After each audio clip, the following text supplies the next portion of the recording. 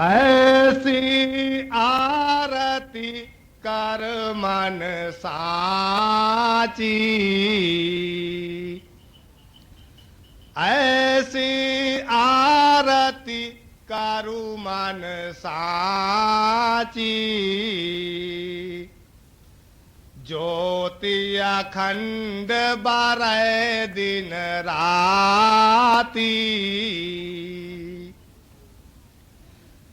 धरनी मूल लय सबद डिढ़ाई, शब्द की चोट गगन गहराई,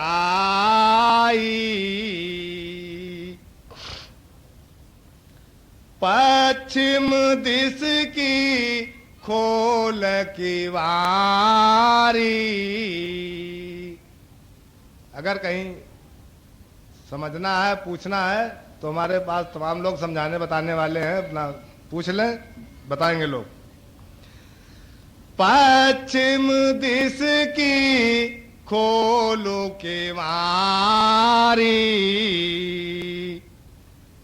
आवागमन चले निरुआरी,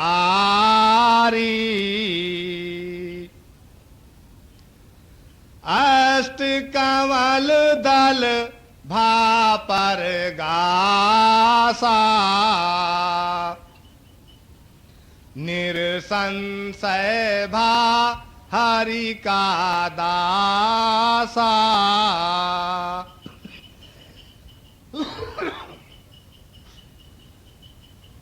अष्ट कमल दल भापर गासा, निरसंशय भा हरि का दासा, या विधि होय सत्यपुर बासा, सेवक साहेब एक पासा,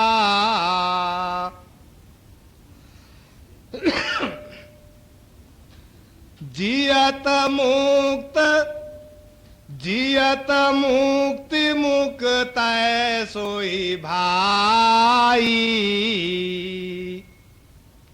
अगर जीते जी इस शरीर के रहते, जीवन के रहते, अगर आपको ये महसूस होता है कि हमारा मोक्ष हो गया, तो हो गया।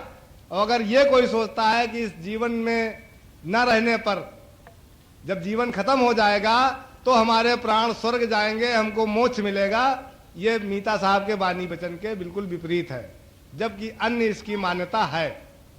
लेकिन मीता साहब के हिसाब से जीवन के रहते आपके प्राणों का उद्धार अगर हो गया तो हो गया, वरना किसी न किसी योनि में जाना है, मोक्ष आपका नहीं है। जो लोग ये समझते हैं कि मरने के बाद हमारे जीव का मोक्ष हो गया, उसको मुक्ति मिल गई, वो नहीं होती है, उसको किसी न किसी योनि में जाना होता है। या विधि होय सत्यपुर बासा, सेवक साहेब एक पासा। जो विधि बताई है ऊपर, किसी ने पूछा नहीं इसलिए जो है उसमें कोई चर्चा नहीं हुई, ऊपर विधि उन्होंने बखान की और उसके आधार पर ये कह रहे हैं कि जो इस विधि से चलेगा उसको सत्यपुर यानी ईश्वर लोक का, मोक्ष लोक का वो वासी होगा, और वहां पर साहब और सेवक दोनों एक ही जगह होंगे, एक ही होंगे, उनमें कोई अंतर नहीं होगा। या विधि होय सत्यपुर बासा, सेवक साहेब एक पासा, जियत मुक्ति मुक्त सोई भाई। जियत मुक्ति मुक्त सोई भाई, मुए मुक्ति ना को पाई। यानी एकदम साफ उसका कथन है कि मरने के बाद में किसी को मुक्ति नहीं है, अगर है तो जीते जी है। मुए जीव गर्भ मा जाई, मुए जीव गर्भ मा जाई। मरने के बाद में, इस देह के छूटने के बाद में जीव को कोई न कोई एक देह चाहिए, और अगली देह हमको कौन सी मिलेगी, उसी के अनुरूप हम उसी गर्भ में पहुंच जाएंगे। हमको एक गर्भ से निकल करके दूसरे गर्भ में और दूसरे से तीसरे में, यही क्रम हम करते चले आ रहे हैं और ये जारी रहेगा जब तक हमारे आवागमन का मोक्ष नहीं होता है। तो अगर हम मरते हैं तो हमको किसी न किसी गर्भ में जाना है। मुए जीव गर्भ मा जाई, गर्भ बास सब नर कै आही। जन्मीता ध्याये अभिनाशी,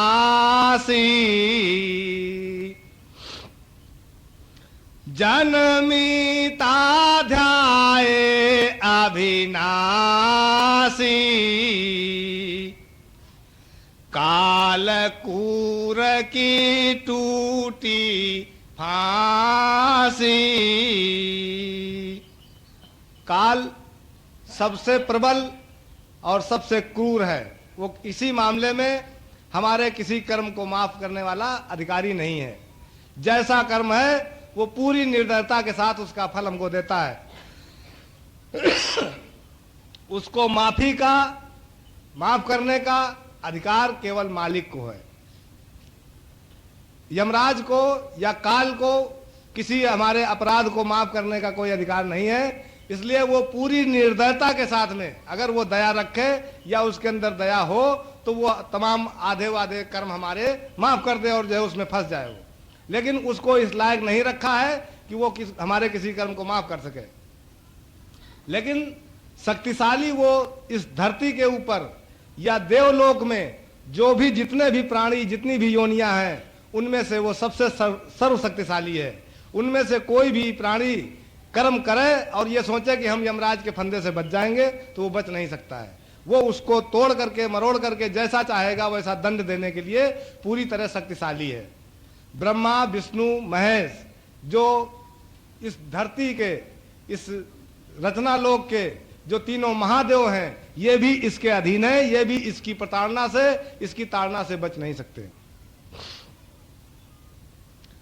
मुए जीव गर्भ मा जाई, गर्भ बास सब नर कै आही।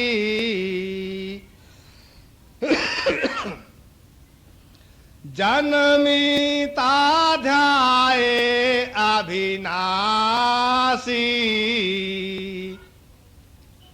काल कूर की टूटी फांसी।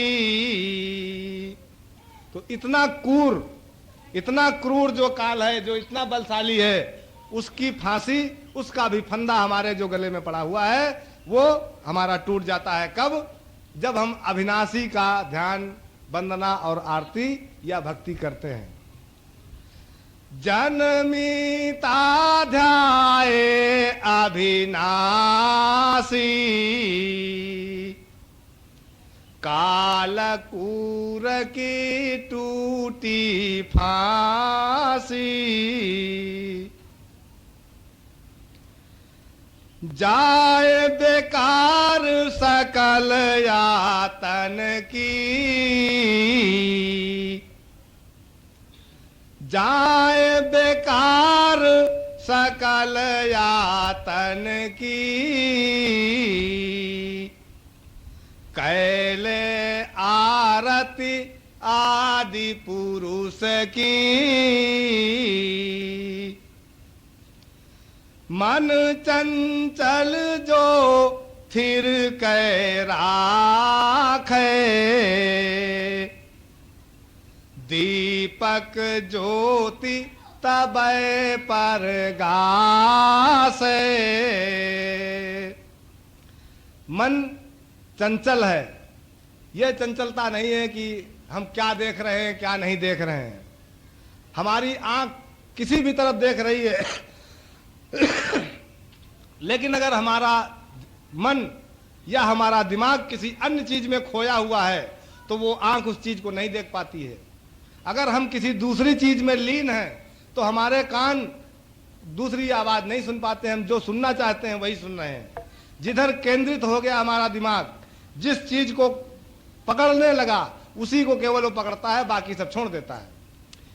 जैसे रेडियो की फ्रीक्वेंसी होती है, सैकड़ों स्टेशन बोल रहे हैं लेकिन आपने जिस पर लगा दिया उसको, वो स्टेशन आपका बोलने लगेगा, वही उसी को वो कैच करेगा, बाकी को छोड़ देगा। तो दिमाग जिस चीज को पकड़ लेता है, जिसमें लग जाता है, उसी चीज को आपकी इंद्रियां ग्रहण करेंगी, बाकी को छोड़ देंगी जो है। जबकि हर चीज आपके सामने मौजूद है, सारा शोर शराबा है, आवाज है, सारे नजारा मौजूद है आपके सामने, लेकिन आप उसी को देखेंगे, वही चीज कैद कर पाएंगे जिस पे आपका दिमाग लग गया है। मन चंचल जो थिर कै राखे। अब हमारा मन चाहे इनमें लग जाए तो लगा हुआ है संसार में, चाहे समाज में लग जाए तो संसार में, इसी दृश्य लोक में लगा हुआ है, इसी सरगुण में लगा हुआ है। हमारा जिस रूप में भी मन लग गया, कहीं ना कहीं एक जगह लगेगा। चाहे वो धन में लगे, चाहे वो सोना में लगे, चाहे वो औरत में लगे, चाहे वो किसी धन दौलत में, किसी उसमें लगे जा करके, लेकिन जिस चीज में लगेगा उसको पकड़ लेगा वो। अगर यही चीज हमारे गुरु में लगती है तो भी वो दृश्य लोक में ही लगा है। जब इस मन में ये दृश्य लोक के प्रति लगाव ही खत्म हो जाए, चंचलता इसकी तभी खत्म होगी जब इस दृश्य लोक में जो भी इस संसार में मौजूद है, इस किसी चीज को वो किसी लायक न समझे, इस सभी चीज को वो नकार दे, इसको वो नश्वर मान ले, मालिक का तमाशा मान ले, और इस तमाशे से अपने को, मन को धीरे धीरे खट्टा करता जाए और दूर करता जाए और इससे हट जाए। हमारा शरीर भी माया, वाणी वचन के हिसाब से, मीता साहब के हिसाब से काया माया है। तो इस शरीरों में भी जो हमारा ध्यान लगा हुआ है, चाहे वो किसी का शरीर हो, यहां तक कि जो हमारा, अब इस वचन के हिसाब से इतना जोर से कहा जा सकता है, इसको बल के साथ में कहा जा सकता है कि चाहे वो किसी का भी शरीर हो, वो शरीर तक माया है। और अगर माया में हमारा ध्यान लगा है, दृश्य लोक में हमारा ध्यान लगा है, तो मन हमारा स्थिर नहीं हो सकता है। अगर एक चीज में लग सकता है तो वो हट करके दूसरी चीज में भी लग सकता है, उसको फिर रोक नहीं सकता है कोई। वो कहने को कोई कुछ भी कह सके, लेकिन अगर दृश्य लोक में है, इसकी हम 99 चीज को हम नकार देते हैं कि संसार नश्वर है, बेकार है, लेकिन एक चीज को अगर हम पकड़े रहते हैं तो हम इसी संसार से बंधे हुए हैं। हम इसकी सारी चीजों को नकार करके इसके महत्व को नकार दें, तब हम जो है मालिक की तरफ हमारा ध्यान बढ़ेगा। तब हमको ये जानकारी पैदा होगी कि अब हमको पकड़ना किस चीज को है। लेकिन अगर हम ये चाहें कि इसको हम तब छोड़ेंगे जब हमको वो जानकारी हो जाए कि मालिक क्या है, उसका क्या रंग रूप है, उसकी क्या करनी है, उसका क्या रूप है, जब हमको वो मालूम हो जाएगा तब हम इस संसार से अपना संबंध तोड़ेंगे। तो ऐसा नहीं होगा, ये इससे तोड़ना पहले पड़ेगा, उसको उसकी जानकारी बाद में होगी। इसके टूटते जिसका इधर से लगाव कम होता जाएगा, उसको उधर की जानकारी वैसे ही अपने आप बढ़ती चली जाएगी। इस दरवाजे में जैसे एक पर्दा पड़ा हो और उधर का दृश्य हम जानना चाहते हैं और इधर का दृश्य हम देख रहे हैं, तो जैसे जैसे पर्दा उठता जाएगा वैसे वैसे हमको दिखाई पड़ना शुरू हो जाएगा और इधर से हमारा खत्म हो जाएगा। जो अभी इधर लगा था वो हमारा जो है पार जाएगा, लेकिन जैसे जैसे पर्दा उठेगा, इधर से संपर्क खत्म होगा, वैसे वैसे क्षेत्र हमारा बढ़ता चला जाएगा। जाए बेकार सकल यातन की, कैले आरती आदि पुरुष की, मन चंचल जो थिर कै राखे। स्थिर करने का मतलब है कि संसार की किसी चीज को हम महत्व दें ही नहीं, इसको किसी चीज को हम कुछ समझें ही नहीं, इसको एक केवल मालिक का तमाशा समझ करके, तमाशे के तौर पर केवल इसका हम मन में रखें तो हमारा मन स्थिर हो जाएगा। लेकिन हमारा इन संसार की किसी न किसी चीज को ज्यादा लगाव के साथ में पकड़े हुए है, किसी का कविता को पकड़े हुए है, तो किसी का जो है नाम को पकड़े हुए है, किसी का जो है बड़प्पन को पकड़े हुए, किसी न किसी चीज को हमारा मन पकड़े अवश्य है संसार की। जब हम संसार की सारी चीजों को, और ये सारे जितने भी कुमिता के अंग हैं, ये सब शरीर के द्वारा इनका प्रदर्शन होता है, लेकिन जो मालिक के गुण हैं जिन पर हमको चलना है, उनका प्रदर्शन शरीर से नहीं होता है। शील, क्षमा, संतोष, दीनता, दया, जब इनका हम इस्तेमाल करते हैं तो शरीर से इनका प्रदर्शन नहीं होता है। आप नहीं जान सकते हैं कि हमारे अंदर इस समय दया है, कि इस समय हमारे अंदर शील है, कि संतोष है। लेकिन जब कुमिता का कोई अंग होगा तब आप तुरंत जान जाएंगे, उसका असर हमारे शरीर से ही जाहिर होगा। उसके कर्म को हम शरीर के द्वारा ही कर सकते हैं। काम का आखिरी काल इस शरीर से होगा, क्रोध का आखिरी इस शरीर से होगा, वो प्रकट होकर के रहेगा, लेकिन शील आपका प्रकट नहीं हो सकता है, वो अंदर ही अंदर रहेगा, उसको कोई दूसरा नहीं जान सकता है। इसलिए जब इस करनी पर हम बढ़ते हैं तो हमारी करनी होते हुए भी गुप्त रहती है, और जब हम कुमिता के अंगों को लेकर के चलते हैं तो हमारे शरीर से उसका प्रदर्शन बराबर होता रहता है। सुमिता के अंगों को जब लेकर के हम चलेंगे तो हमारी करनी हो रही है, लेकिन उसको कोई देखने वाला नहीं है, और वो दिन रात किसी भी समय हो रही है। मन चंचल जो थिर कै राखे, दीपक ज्योति तबै परगासे,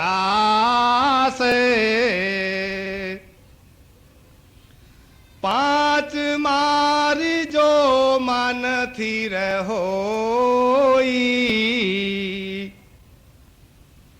पांच मारी जो मन थिर होई, करम भरम त्यागो नल लोई। ये पढ़ी है कि नहीं पढ़ी है? लेकिन कई बार हमने पूछा पढ़ी है कि नहीं, हम तुमने हर बार कहा कि नहीं ये पढ़ी है, लेकिन कभी असर नहीं किया।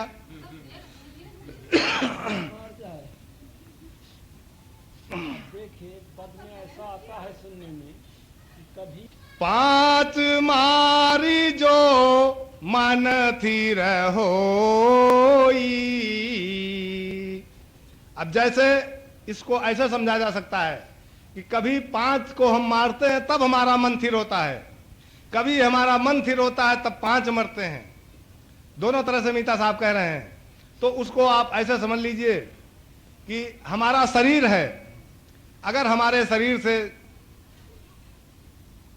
हमारा शरीर काम करना बंद कर दे, लकवा जैसे मार जाता है, तो अब हमारा मन कुछ नहीं कर सकता है। अब इससे हमारा थिर हो गया मन, अब कुछ कहीं नहीं जा सकता, क्योंकि वो कुछ कर ही नहीं सकता है। और अगर हमारा अंदर से मन ही फिर जाए तो शरीर बेकार हो गया। हाथ पैर अगर काम बंद कर दे तो आपका शरीर फिर क्या कर सकता है? आंख काम बंद कर दे, नाक काम बंद कर दे, और अगर आपका मन ही काम बंद कर दे या आपका जीव ही न रहे तो भी बेकार हो गए। अंदर से नहीं रहेगा तो ये बेकार हो जाएंगे। यदि ये काम करना बंद कर दे तो अंदर बेकार हो गया। जो है खनखजूर के जैसा हिसाब है, अगर उसकी टांगे न रहे तो खनखजूर कुछ नहीं कर सकता है, चल नहीं सकता है। और अगर खनखजूर मर जाए तो टांगे क्या करेंगी? फिर टांगे मौजूद हैं तो क्या वो चल सकता है? तो दोनों ही उसके पूरक हैं। टांगे टूटेंगी तो खनखजूर बेकार, खनखजूर बेकार तो टांगे बेकार। असली है उसका बेकार होना जो है पूरे का।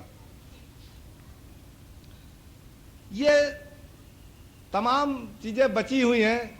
उस समय उन्होंने सार सार लेकर के बता दिया, इतने तरीके से बताया है, एक एक चीज को 100 तरीके से बताया है। तो अगर हजार तरीके से बताना चाहते तो भी बता देते, तो और ज्यादा मोटी पोथी हो जाती, तो इसको और लोगों को कष्ट होता। जब इतने में कष्ट हो रहा है, 5 मारी जो मन थी रहोई, करम भरम त्यागो नल लोई। अब कर्म की व्याख्या जो है बिना समझे हम कर्म करते ही रहेंगे। हमारे बीच में इस बात पर एक विवाद भी चला करता है। वो हमारे दूसरी विचारधारा वाले हमारे साहब नहीं मौजूद हैं यहां, लेकिन कर्म भरम त्यागो नल लोई, साफ साफ इसका मतलब है कि कर्म भ्रम है। जो हम शरीर के द्वारा जो कुछ कर रहे हैं उसी का नाम कर्म है, और जो कर्म है वो भ्रम है। तो जब अगर हमको भ्रम को त्यागना है तो कर्म को त्यागना है, अगर कर्म को त्यागना है तो शरीर से कुछ हमको करना ही नहीं है। अगर हम शरीर से करते हैं तो वो कर्म होगा, और कर्म का फल हमको भोगना पड़ेगा, और फल भोगने के लिए हमको किसी न किसी योनि में आना पड़ेगा। उस योनि में उस शरीर को धारण करके तभी हम उसके फल को भोग सकते हैं। फल को करने के लिए शरीर से जब कर्म करेंगे तभी हम फल भोगने के लायक होंगे, और फल को भोगने के लिए भी शरीर की जरूरत होती। शरीर ने ही कर्म किया है और शरीर ही भोगेगा। अगर मन करता तो मन ही उसको भोगता। अगर हम मन में किसी के प्रति, मान लीजिए आपके ऊपर कोई ऐसी विपत्ति आती है और आप हमारे दुश्मन हैं, हम ऊपर से नहीं हंसते हैं देखने में, लेकिन हम अंदर से बहुत खुश होते हैं। तो कोई ऐसा समय आएगा जब हमको उसके बदले अंदर से, बाहर से हम नहीं कुछ कर पाएंगे, लेकिन अंदर से हमको दुखी होना पड़ेगा, अंदर का दुख हमको तोड़ेगा। और अगर हम बाहर से दिखावे में हंसते हैं आपके ऊपर, आपकी विपत्ति को देख करके, तो हमारे ऊपर फिर संसार हंसेगा, इसी शरीर के ऊपर हंसेगा। फिर अगर शरीर से प्रकट होती है कोई चीज तो वो कर्म है, और उसको भोगने के लिए शरीर की जरूरत है। और अगर आपने मन से किया है या आपने निर्गुण करनी की है, निर्गुण करनी देखने में नहीं आ सकती है, आपके भी देखने में नहीं आ सकती है, आपके पास भी कोई उसका हिसाब नहीं होगा। लेकिन जो शरीर से किया जाएगा, चाहे आप बैठ करके ध्यान करें, चाहे किसी आसन पर बैठे, आप किसी कोठरी में बैठे बंद करके, आप जंगल में जाके बैठे, लेकिन आप उसको जानने वाले हैं कि हम क्या कर रहे हैं। जो जंगल में जाकर के बैठा है दुनिया से हट करके कि हमको कोई न देखे, हमारी करनी गुप्त रहे, लेकिन वो स्वयं उस बात को जान रहा है कि मुझको बैठे बैठे 12 साल हो गए हैं, मुझको तपस्या करते करते 12 साल हो गए हैं, या 100 साल हो गए हैं, मैंने आज तक 100 साल के अंदर पानी भी नहीं पिया है। ये एक एक चीज को वो जानता है, और यही चीज उसके अंदर अहंकार पैदा करती है। वो जब अहंकार पैदा करती है, शरीर के द्वारा किए हुए कर्म पर ही अहंकार होता है, शरीर के द्वारा ही आपका नाम फैलता है, इसी को बड़प्पन प्राप्त होता है। आप ब्राह्मण हैं तो शरीर ही तो आपका ब्राह्मण है, आत्मा तो ब्राह्मण नहीं है आपकी। आत्मा तो कल जो है किसी दूसरी योनि में चली जाएगी, लेकिन आज जो आपको बड़प्पन प्राप्त है वो आपके शरीर को प्राप्त है। कल यही शरीर किसी दूसरी योनि में चला जाएगा तो उस शरीर के हिसाब से आपको छोटापन प्राप्त हो जाएगा, बड़प्पन आपका खत्म हो जाएगा, जबकि आत्मा आपका वही है, मन वही है आपका। तो जो संसार की चीजें हैं ये इसी शरीर के द्वारा प्राप्त होती हैं, और इन्हीं चीजों के वजह से, शरीर के द्वारा किए गए कर्मों के वजह से, या इसके द्वारा जो बड़प्पन प्राप्त होता है उसी का अहंकार होता है।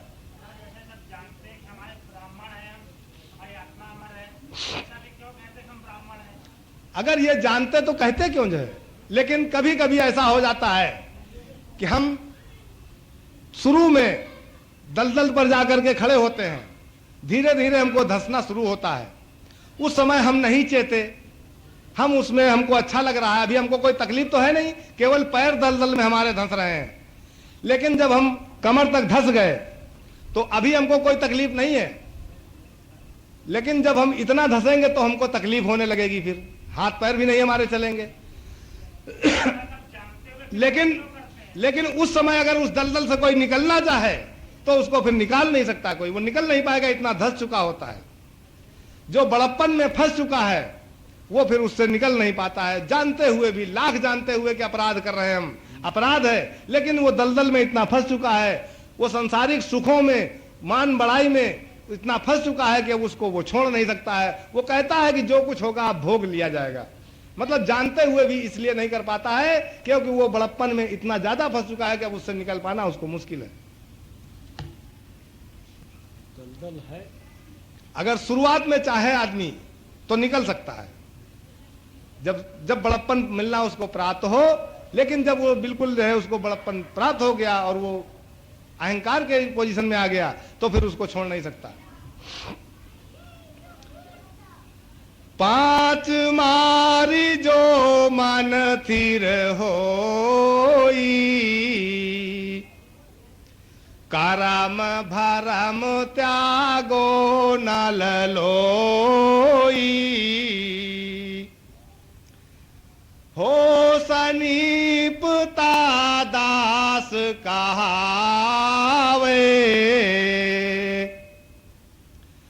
हो सनीपता दास कहावे। सेवक और साहब, जब हमारा साहब ही नहीं है तो हम सेवक किस बात के? हम साहब को जानते ही नहीं तो हम सेवक हैं किसके?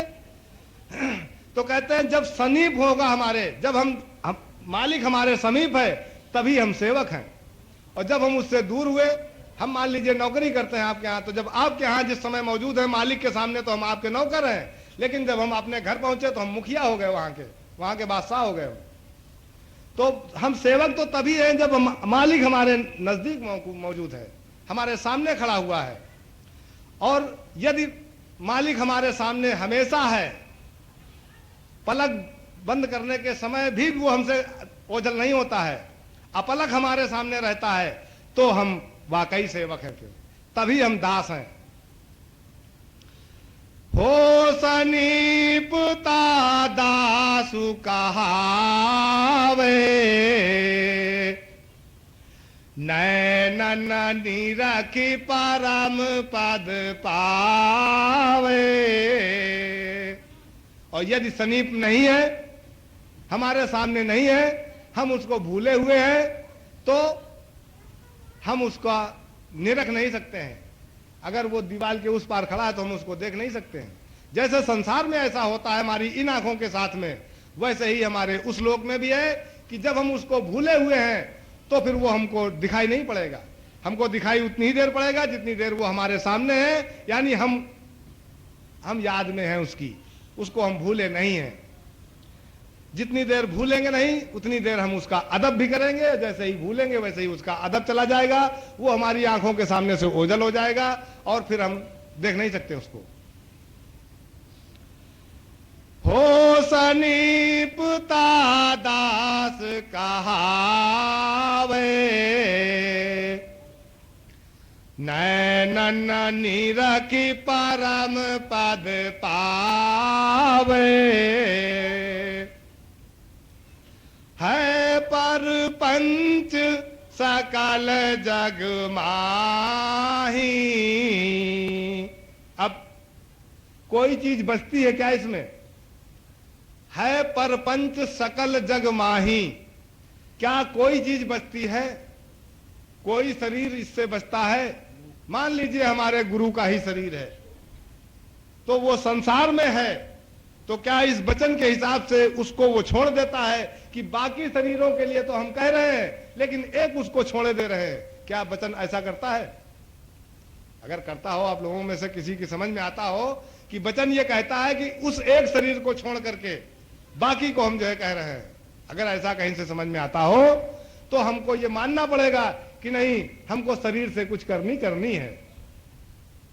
अगर हम शरीर से आपकी सेवा करेंगे तो आपके शरीर की ही तो करेंगे, आपको सुख देंगे, आपको खाना भोजन पानी जो भी सेवा कर पाएंगे, तो ये क्या होगा? ये पुण्य होगा। और ये एक कर्म होगा, और इस पुण्य के कर्म का फल भोगने के लिए हमको फिर कोई ना कोई योनि लेना पड़ेगा, और आपको फिर वो पुण्य हमको वापस करना पड़ेगा, आपको हमारी सेवा करना पड़ेगा, चाहे जिस रूप में करें आप, लेकिन वो सेवा आपको हमको करना पड़ेगा। इस कर्म के द्वारा हम कर्म के बंधन से नहीं छूट सकते हैं, ना आवागमन के बंधन से छूट सकते हैं। आओ साहब, एक एक जना आवत हो। नहीं, वो होशियारी हम देखा है। एक आदमी हमारे यहाँ है, उसने जीप खरीदा है, 2 भाई हैं वो, तो दोनों भाई बहुत प्यारे हैं, कोई खास बात नहीं।